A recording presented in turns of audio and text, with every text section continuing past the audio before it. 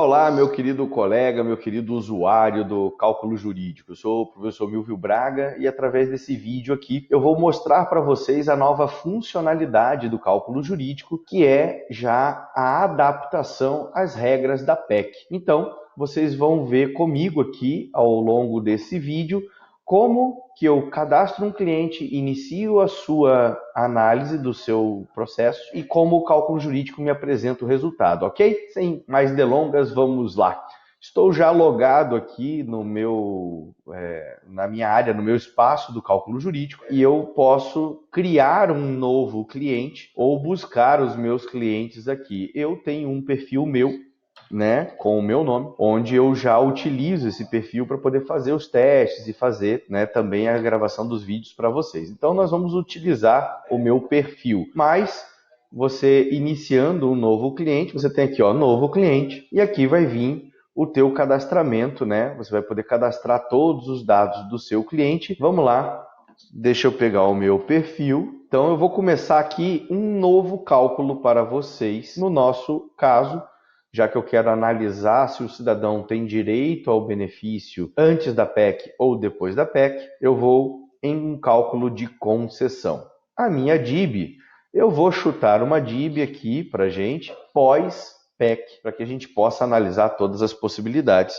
Eu vou utilizar o dia 18/11 de 2019, tá certo? Assim eu consigo ver as possibilidades de regra de concessão do benefício antes da reforma e as possibilidades de concessão do benefício após a reforma.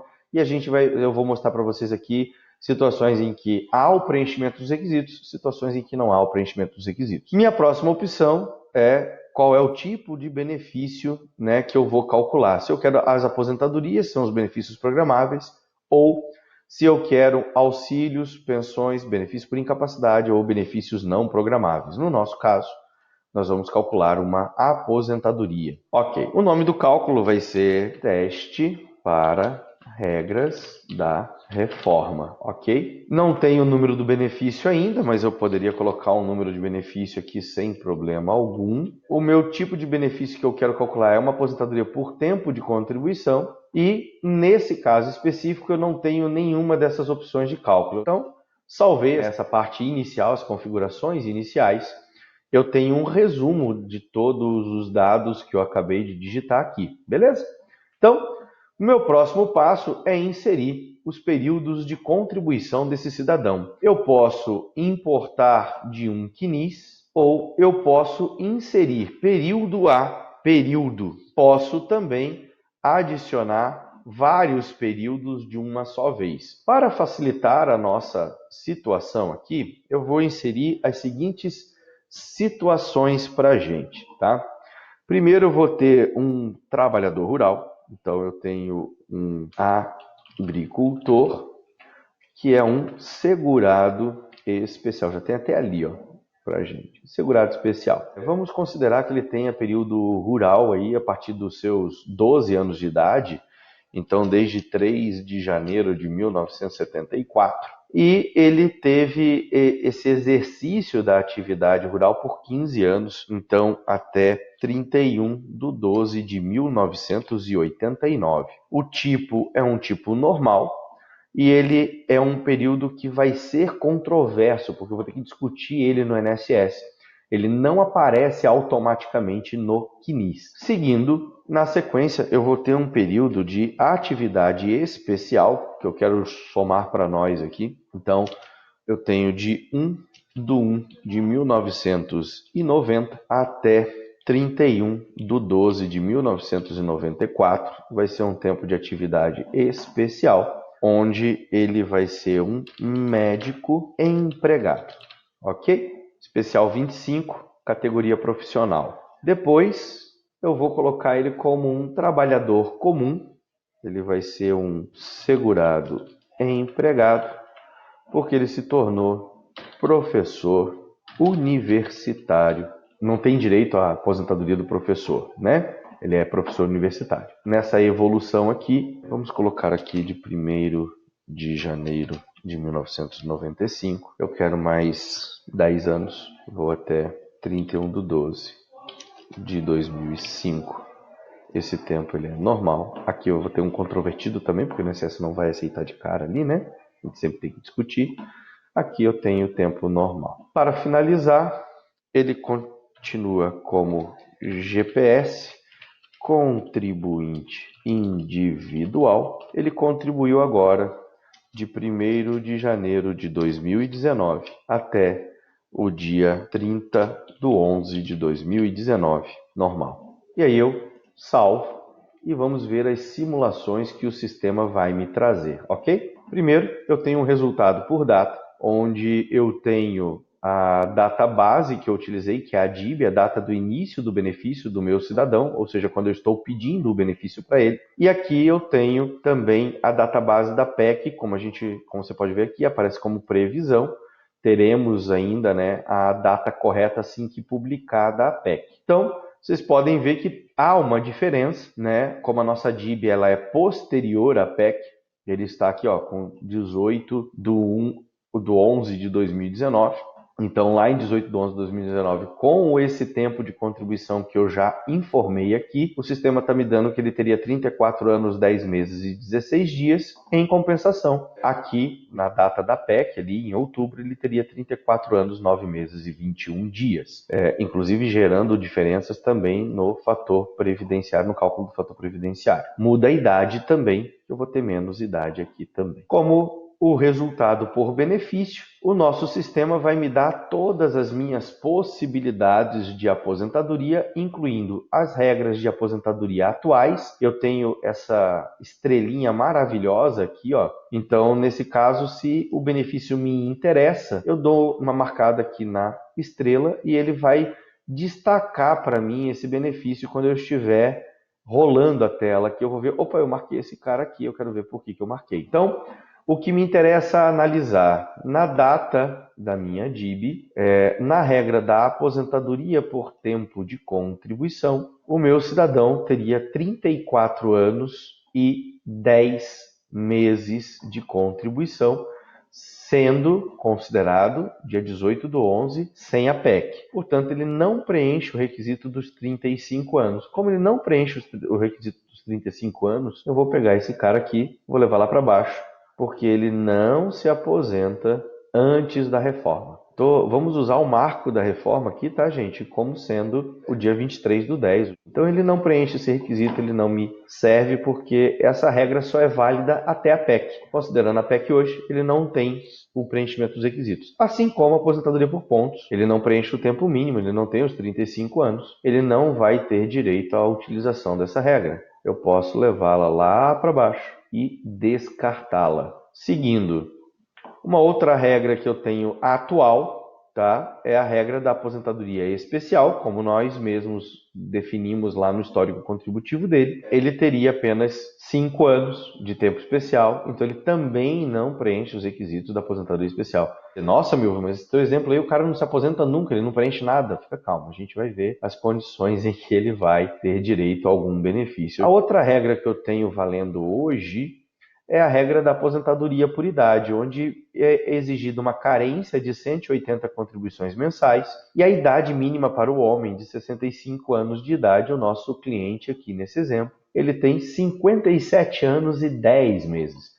Então ele não fecha também o requisito, então é mais um que, olha, caput. Ele não vai ter direito. Pelo que nós estamos vendo, ele vai ter que se adequar a alguma das regras de transição. E aí eu vou analisar qual deles ele preencheria o requisito. Pode ver que em todas as modalidades o sistema já está me indicando que os requisitos para a espécie do benefício estão incompletos. Então, na regra de pontos número 1, na regra de pontos número 2, regra de pontos número 3, regra de pontos número 4. Em todas elas, eu tenho que os requisitos estão incompletos. Depois, eu venho para a regra definitiva, também requisito incompleto na regra de transição da aposentadoria especial e na definitiva, e também na aposentadoria por idade na regra de transição. Quando eu tenho um resultado desse, o que eu faço? Significa que nessa data que eu estou propondo, 18 de 11 de 2019, o nosso cliente não preenche nenhuma modalidade de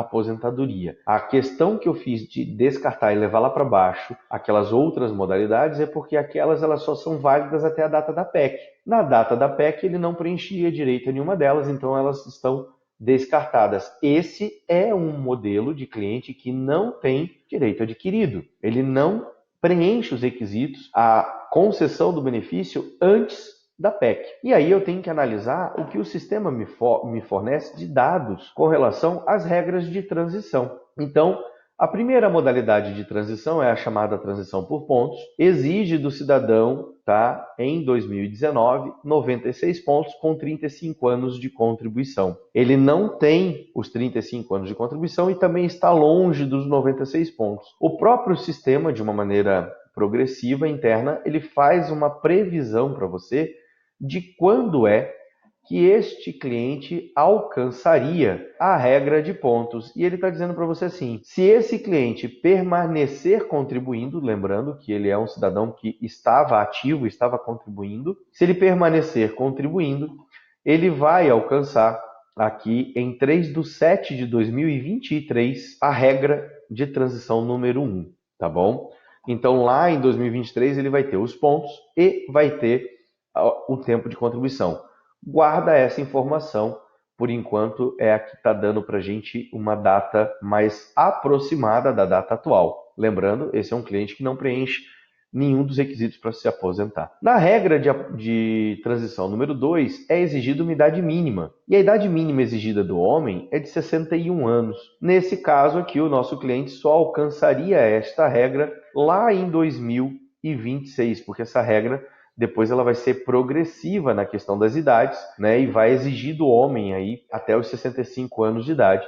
Então, nesta regra de transição número 2, se o nosso cliente permanecer contribuindo, porque ele precisa alcançar 35 anos de contribuição, então haveria a necessidade apenas dele fazer a contribuição de mais praticamente 2 meses, já que ele é contribuinte individual, ter os 35 anos e aguardar a idade mínima do momento, porque tem que ser algo acumulado. E aí ele parte em 2019 de 61 anos, 2020 61 anos e meio, e assim vai até chegar aos 65. Então esse cliente, por essa regra de transição, ele alcançaria direito ao benefício em 7 de 2026. Ora, esta daqui continua sendo uma data mais aproximada, é a minha preferência. Vamos seguir na regra de transição número 3. Eu preciso ter 33 anos de contribuição na data da PEC, então na data da PEC, está destacado aqui, ele preenche o requisito, ele tem os 33 anos de contribuição, e aí a regra exige um pedágio de 50% do tempo que faltava para 35 anos. Nosso cliente tinha na data da PEC 34 anos e 9 meses, portanto, faltavam para o nosso cliente 2 meses e 9 dias. Se a regra exige um pedágio de 50%, esses 2 meses e 9 dias vão virar 1 mês e 4 dias a mais. Então ele precisa de 35 anos, 1 mês e 4 dias de contribuição, permanecendo contribuindo. No dia 26/1/2020, ele alcançaria o direito a esse benefício. Opa, achamos uma data mais próxima. Então eu destaco esta e vou lá para cima, porque ela virou a minha melhor opção de data. Já não quero mais esse daqui, eu quero essa regra de transição que está com a data mais favorável. Vamos seguir, vamos ver a regra de transição número 4. Pela regra de transição número 4, o nosso cliente precisa ter uma idade mínima de 61 anos, ele não atinge, e precisa cumprir um pedágio de 100% do tempo que falta para ele se aposentar. Faltam 2 meses e 9 dias, então ele tem que cumprir aqui 2 meses e 8 dias. Ele precisa alcançar a idade mínima, 61 anos, com os 2 meses e 8 dias a mais. Esses 2 meses e 8 dias ele vai ter que permanecer contribuindo, lembrando que ele já tem um histórico atual de 34 anos, 10 meses e 16 dias, então eu preciso contribuir apenas para que ele chegue aos 35 e 2, né? Então ele teria que contribuir ali mais 4 meses e alcançar a idade mínima, que ele só vai alcançar lá em 3/1/2023. Então, essa seria a segunda data mais próxima, 3/1/2023, aqui 3/7/2023 e 3/7/2026. Mas, professor, por que você está mantendo esses e não está descartando, porque cada uma delas vai ter uma regra diferente de cálculo. Veja que a regra número 3 é a mais próxima que ele recebe, mas ela tem fator previdenciário. A outra regra de transição, ele atinge antes, em 1 de 2023, e ele recebe 100% da média dele, sem o fator previdenciário. Pode ser que para esse cliente, dependendo do valor que o fator previdenciário vai descontar dele, seja uma boa opção que ele tenha a utilização desta regra, mesmo aposentando depois, por conta do valor que ele vai receber a mais. Isso faz parte do teu planejamento, faz parte da sua avaliação. Próxima regra que eu tenho é a regra definitiva, que é a regra pós-PEC, onde vai ser exigido do homem 65 anos de idade e um tempo mínimo de 20 anos de contribuição. Nesse caso, ele não precisaria continuar contribuindo mais, mas ele teria que alcançar os 65 anos de contribuição. Por que ele não precisaria continuar contribuindo? Está aqui em verde para a gente. Ele já atinge o tempo mínimo exigido de contribuição para quem é filiado antes da PEC. Aí eu tenho a aposentadoria especial, tá? Que ele precisaria continuar contribuindo com um tempo especial. Ele já teria a regra de pontos, né, da transição, mas ele não tem o tempo de contribuição, então imagina, ele precisaria ir de mais 20 anos de atividade especial, ele não preenche. E na sequência aqui eu tenho a regra definitiva da aposentadoria especial, que vai exigir a idade de 60 anos e os 20 anos de contribuição, por isso que a previsão é que ele teria que continuar contribuindo por mais 20 anos a partir da data de hoje, ficando lá em 2039, então essas aqui sim seriam situações de descarte, até porque o conceito de aposentadoria especial ele vai ficar muito mais restritivo agora com a reforma da Previdência. Seria muito pouco provável que o nosso cidadão, o nosso candidato aqui conseguisse alcançar a regra definitiva dessa aposentadoria especial, tá bom? Então estou descartando lá para baixo e no final vai me sobrar a última avaliação, que é a avaliação da aposentadoria por idade pela regra de transição, onde vai ser exigido do homem 65 anos de idade e 15 de contribuição. A contribuição ele já tem, ele não tem os 65 anos de idade, teria que alcançar os 65 anos de idade, ficando assim com a mesma data prevista que a da regra definitiva, momento em que completa os 65 anos de idade. Então, eu tenho essas modalidades de aposentadoria, onde valeria a pena eu fazer uma avaliação entre a regra de transição número 3 e a regra de transição número 4 por conta do valor do benefício que seria alcançado, ok? Finalmente, eu tenho aqui um relatório que eu posso imprimir, ele vai gerar para nós aqui um PDF. Esse PDF gerado, ele traz um resumo de todas essas regras que nós vimos, está aqui, inclusive na ordem em que eu deixei elencado. Portanto, se eu tenho informações que eu não quero apresentar para o meu cliente, porque eu entendo que não vai ser benéfico, ele não vai alcançar, por exemplo, aqui, ó, a partir da regra definitiva, ele já não alcançaria, teria direito a regras de concessão de benefício mais vantajosas antes. Então, eu não preciso imprimir essa página, posso pular essa página e vir imprimir a primeira página e imprimir as duas últimas páginas que trazem um resumo explicativo, né, para o nosso cliente sobre como é formado o relatório e os conceitos básicos de concessão do benefício e também as regras de concessão e de alcance de cada uma das novas espécies de benefício, ok? Seria interessante, é um parecer simples já pronto para que você possa entregar ao seu cliente com aquilo que interessa. Voltando aqui para a nossa regra, agora nós vamos calcular o benefício dele. Então eu tenho que incluir uma relação de salários de contribuição, mais uma vez. O CJ vai me dar aqui a possibilidade de importar as informações do meu cliente ou de eu simplesmente preenchê-las uma a uma, tá? Nos períodos contributivos.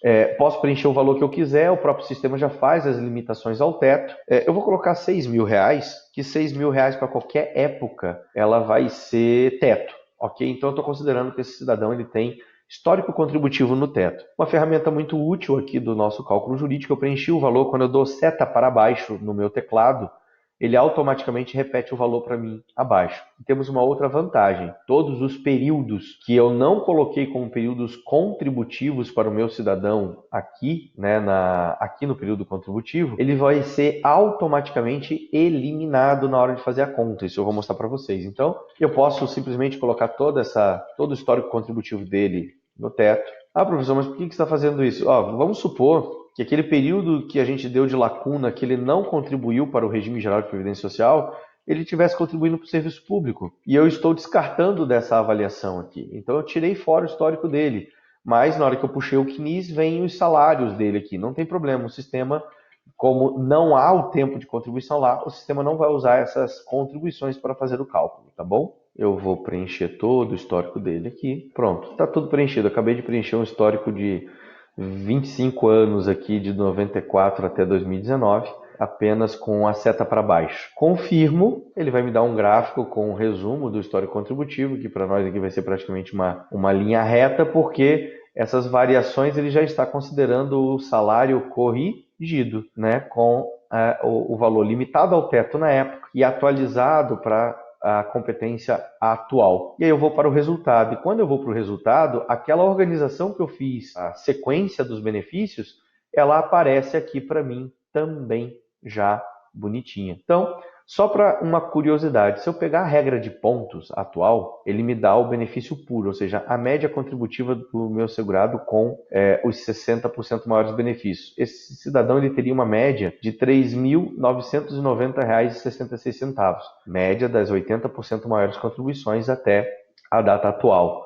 Já em compensação, se ele fizer o pedido pela aposentadoria por tempo de contribuição, com a regra de transição número 3, ele alcançaria R$ 3.609,42, porque ele teria o fator previdenciário. Já pela regra de pontos número 4, ele alcançaria R$ 4.907. Então, veja bem, a minha diferença de data é que ele preenche a regra de transição em 26/1 de 2020, e a outra ele preenche em 3/1 de 2023. Portanto, eu tenho 3 anos de diferença. Mas esse meu cidadão conseguiria um benefício de R$ 1.300 a mais.